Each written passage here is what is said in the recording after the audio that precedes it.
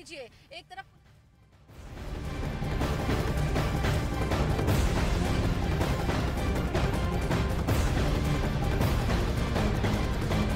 शाइस्ता परवीन, और ये अंदेशा जताया भी जा रहा था कि जब से ये एनकाउंटर की खबर आई है शायद वो तमाम आरोपी एक एक करके सरेंडर कर देंगे और शूटर साबिर भी सरेंडर कर सकता है। शाइस्ता परवीन की सरेंडर करने की जानकारी मिल रही है। असद की मां शाइस्ता परवीन, जो कि उमेश पाल हत्याकांड के बाद से ही फरार चल रही है, उस पर इनाम की भी घोषणा की जा चुकी है। अब जो जानकारी मिल रही है इस वक्त, बड़ी खबर इस वक्त की आपको बता दें कि शाइस्ता परवीन इस मामले में सरेंडर कर सकती है। तो लगातार यूपी पुलिस की ओर से कार्रवाई की जा रही है और उसी के डर से कई खबरें भी सामने आ रही हैं। शूटर साबिर भी यहां पर सरेंडर कर सकता है और साथ साथ शाइस्ता परवीन, जो कि अतीक अहमद की पत्नी भी हैं और लगातार वो तब से ही फरार चल रही हैं। उनको खोजने की पूरी कोशिश लगातार की जा रही थी, लेकिन अब खबर ये सामने आ रही है कि शाइस्ता परवीन सरेंडर कर सकती हैं। असद की मां है शाइस्ता परवीन और असद को आज ही एनकाउंटर में ढेर कर दिया गया है, जिसके बाद अतीक अहमद को जब ये खबर मिलती है तो वो रोता हुआ भी नजर आता है। लेकिन अब ये खबर सामने आ रही है कि अतीक अहमद की पत्नी शाइस्ता परवीन सरेंडर कर सकती हैं।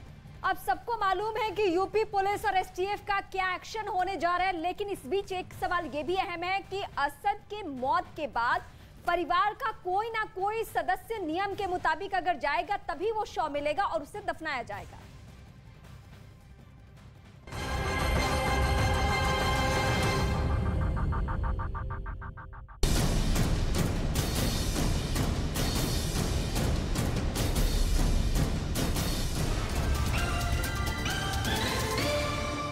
का हिस्सा बनना चाहता है ताकि रूस की रोज रोज की धमकियों से छुटकारा पाया जा सके, लेकिन उसकी ये चाहत ही उसके लिए बड़ा खतरा बनती जा रही है। रूस के विदेश मंत्री ने तो यहाँ तक कह दिया था कि मोल्दोवा अगला यूक्रेन हो सकता है, यानी अगर वो नेटो में शामिल होने की सोचेगा तो रूस उस पर भी मौत बरसा देगा। और उनके बयान ने मोल्दोवा के माथे पर पसीना ला दिया था। इसके साथ ही उसका डर इसलिए भी बढ़ गया क्योंकि रूस की सेना यूक्रेन के दक्षिणी और पूर्वी इलाके में मजबूत होती जा रही है और यूक्रेन के उसी हिस्से से मोल्दोवा की सीमाएं लगती हैं। रूस के कब्जे वाला मारियोपोल तो वहां से 700 किलोमीटर से भी कम दूरी पर है। मतलब ये कि रूस जब चाहे तब मोल्दोवा को मिसाइलों से निशाना बना सकता है। इसी वजह से मोल्दोवा ने अपनी सुरक्षा के लिए तैयारी शुरू कर दी और उसकी सेना ने मिलिट्री ड्रिल करके जंग की अपनी तैयारियों को परखा।